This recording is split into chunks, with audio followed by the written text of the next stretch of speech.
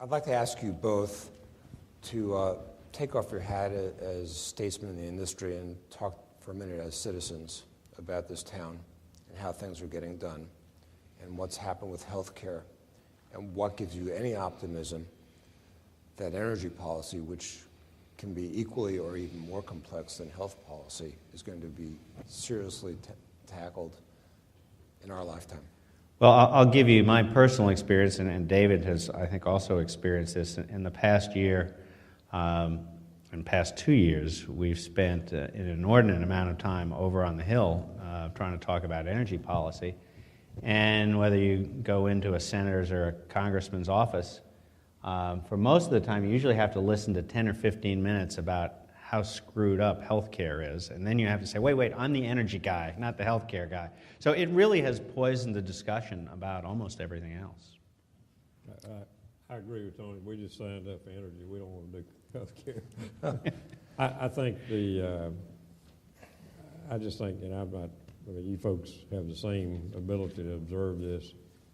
The polarization, the entrenchment along party lines, the failure to be able to get together and compromise is about as bad as I've seen it in my career. And I think people I talk to who have been here in prior administrations agree that it seems to be at a record high level. And I had the opportunity to be at the Business Roundtable last week, and the sense is that right now everybody is just sort of locked down along party lines, and that might continue through midterm elections, which means the uncertainty that we face as an industry, and it's not unique to us, but not just around climate change, but a lot of other issues, whether it's tax issues or financial reform or health care or other things, continues to languish for the lack of leadership and lack of direction.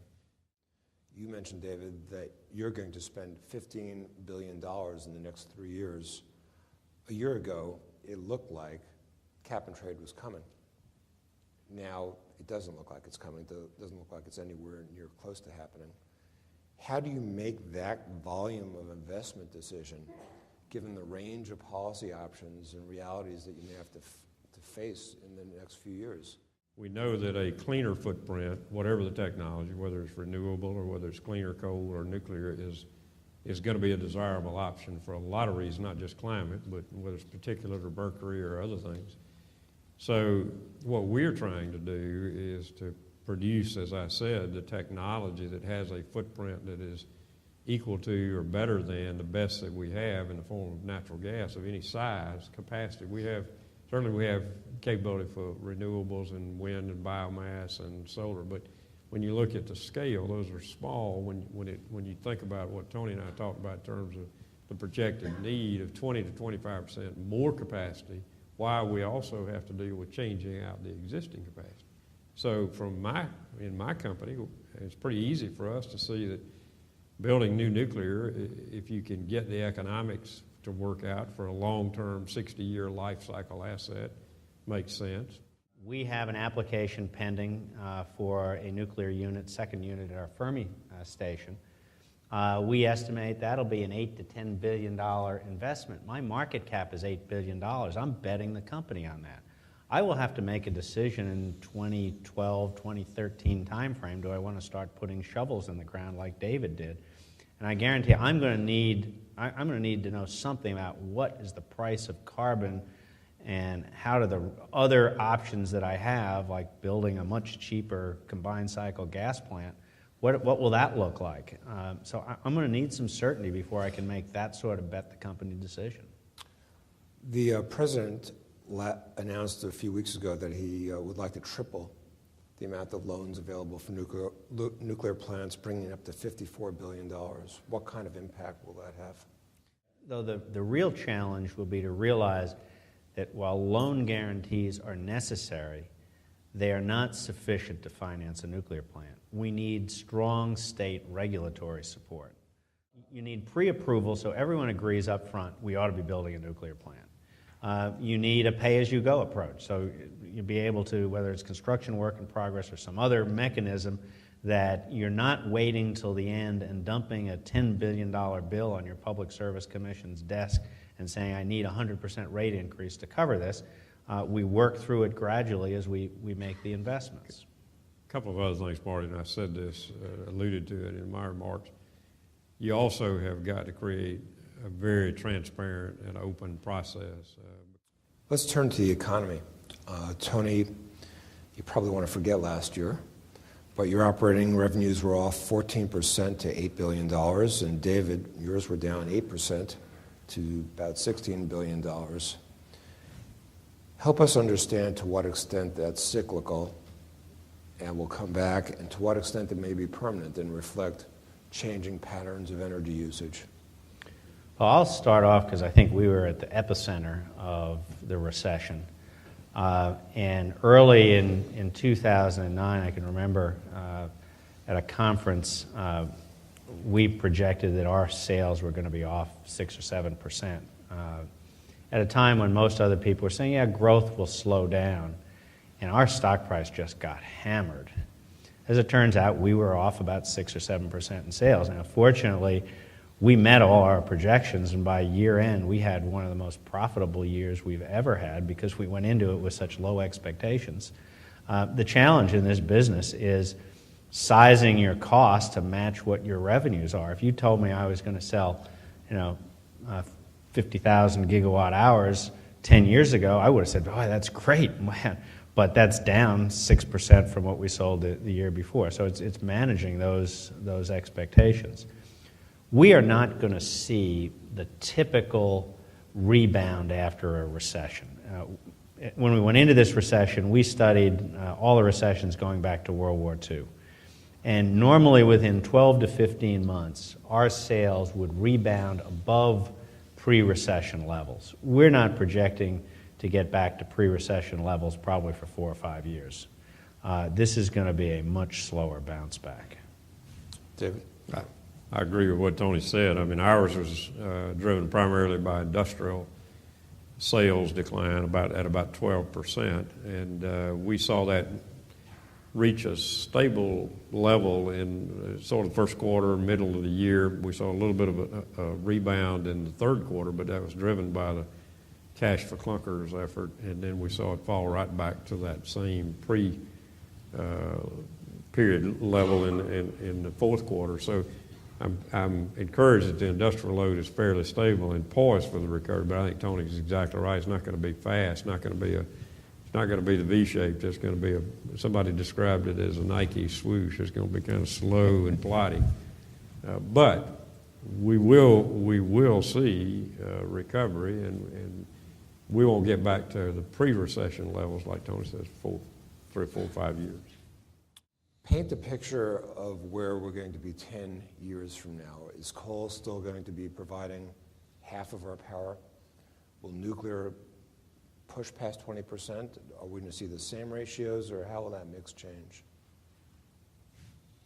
Well, the numbers aren't going to change much. When you do the math, to move nuclear up, you'd have to have a massive build because you will see growth. And just to maintain that 20% share, you're going to have to build a couple of plants a year going forward. I don't see any scenario where coal isn't a major player in the energy economy in the future. The challenge will be to continue to make it more efficient, to continue to develop carbon capture and storage technologies so that 30 and 40 years out, it continues to be a major part of our energy economy. I agree, and I think one of the problems we've commiserated in the industry about and among our peers is our failure to communicate the challenge of the scale of our business and the size of our business. People just don't understand how much infrastructure it takes to do what we do so well. There's a debate over whether we need to upgrade our transmission and get more massive corridors going to bring renewable power from the Midwest to the population centers and solar power from the Southwest. Some of your peers, like Ralph Izzo was talking to us yesterday at lunch, is skeptical about the need to spend a lot of money on that. What's your view? Let me make one comment at the outset. I said earlier we are as an industry investing significant capital in modernizing and building out our infrastructure. People think sometimes the conversation and the rhetoric implies nobody's building any new transmission or distribution lines. The fact of the matter is we continue to upgrade that infrastructure and modernize it. The question and the debate is, as you suggest, should we build major new transmission lines across the country to make the renewable energy in the Southwest, primarily wind and solar, available to the Midwest or even to the East? And the question is not, can we do that physically or will the engineering allow us to do it? The question is, who should pay for it? And the problem that we have is that there is a dispute about whether we literally nationalize or socialize the cost of that transmission, or do we follow what we followed for years as a matter of principle, that the people who benefit from the transmission line ought to pay for the transmission line. I think Ralph and I sort of subscribe to the theory that the people who benefit from the transmission ought to pay for it. Otherwise, you get significant sums invested where it may not make sense for that infrastructure to be invested. Let me give you a little bit of different perspective, because about 7 or 8 years ago, we spun off our transmission business. Many of you know the company as ITC Transmission Company. And at the time, Michigan was transmission constrained. If you look at a map, I mean, we're surrounded by Lake Michigan, Lake Huron, Lake Erie, and had some severe transmission limitations. And yet, over the last 7 or 8 years, we've more than doubled transmission capacity into Michigan without adding any major lines. It's just looking at the various choke points and improving substations, reconductoring, and ITC. I mean, the theory of spinning off ITC was to have a company that was solely focused on transmission, and they have done that. Then they really upgraded the transmission system in our area. So I think the notion of, well, we've got to build these big superhighways may be missing the point. Let's fix what we've got. Get back to a question of government competence for a second. The Department of Energy for a while has been pushing out over $1 billion a week in various federal fiscal stimulus programs. And as a member of the Fourth Estate, I recognize that there slews of journalists are just waiting to pounce on stories of misappropriation of funds or wasted money. But that said, and I think, Tony, you talked about the appropriateness of the government being careful about what it does. There was a report last week in the New York Times that said states are meeting less than 2% of their 3-year goals on weatherization. All this money is in the pipeline. Why aren't those funds being put to use to create jobs, to weatherize homes, to cut our energy use? I can't comment on why they're not being put to use. I can tell you that weatherization is a great tool to use, particularly in our area where we have a lot of low-income families. We can do a lot to deal with some of our challenges of arrears and get people to where they can pay for their energy bills if they weatherize their houses. So we have a very aggressive program to try and expand weatherization and education around conservation. David? I don't have any particular notion of why it's not being more fully deployed, except I would submit that just because we put the money out there does not mean that we have the right to run in and weatherize everybody's home. I mean, there's a customer interface, and you've got to make sure that the customer understands what you're doing and is willing to allow you to do it and participate. Tony, given your perch up in Detroit, you have an eye on the auto industry, and there's certain big implications for your energy business on where they head on electric vehicles, even if it starts out at only 1 million cars a year. How might electric vehicle fleets transform the utility business? I'm on the board at Ford Motor Company, so I do get some insights into it. And I will tell you that the auto companies are very committed to the electrification of the transportation sector. But like our sector, you've got to realize the scale. Even if you get to 1 million vehicles a year, you're still only going to have a small fraction of the vehicles on the road that are electrical, 10 or 15 years from now. But that said, where we see the challenges, it's not in the capacity of the system right now. There is plenty of capacity available. I mean, we're the only industry we design to meet the absolute peak load, and then we throw a fudge factor on top of that. So for 364 days, 23 hours, we are underutilized. And if we can shift usage for electric vehicles to some of that underutilized period, that's great for us. It's great for our customers. It's going to reduce our customers' costs. The challenge I see is in localized infrastructure. I do think Tony's point is one that, as we deploy the vehicles, when you have a concentrated use of electric vehicles in a particular neighborhood, and they are all electric, there are some reliability questions. But the challenge for us is going to be figuring out when does that happen, how does it happen? And we can handle it. We just got to beef up the infrastructure. But I can't afford to go out and beef up all the infrastructure because there's no way, as Tony said, that all those vehicles are going to be there anytime soon, and they're not going to be concentrated in one neighborhood. Yeah. I suspect that, interestingly enough, as we move with the AMI deployment, one of the things that we're going to see with the information that will be available to us is a lot more granular information about usage patterns. So we'll be able to see in homes and even neighborhoods where usage changes when you plug in an electric vehicle. We'll be able to notice that. Can you talk, both of you, a little bit and give our audience an insight into dealing with this administration, what it's like, what you think their weaknesses are, how you're trying to bring them along? Well, I'll just tell you one story which I think reflects their responsiveness.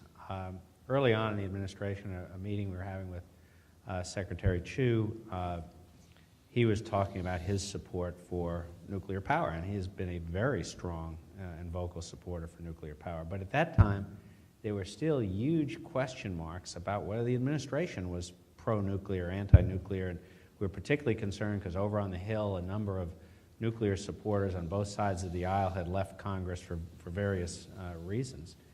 And in the meeting, Bill Johnson, who's the CEO of Progress Energy, said, well, Mr. Secretary, you may be pro-nuclear, but it's news to everyone else out there in public the administration is pro-nuclear. Well, literally within a week or so, we started to see messages coming out of the administration from people up to and including the president, but particularly Carol Browner has been very vocal in the support of nuclear as a solution to climate change. So we think that they've been responsive to our concerns. I would agree with Tony. I think these are extraordinarily complex issues. And you can take smart, well-intended people and put them into responsible leadership positions, and they have to understand what they're dealing with, and that takes a period of time. And I don't care what administration you're talking about. I mean, it is not reasonable for us to expect to pick somebody and put them into either a secretary position or a leadership position and have them understand everything about that particular part of the industry or the world. And so it takes some education, it takes some understanding, and it takes working with these people.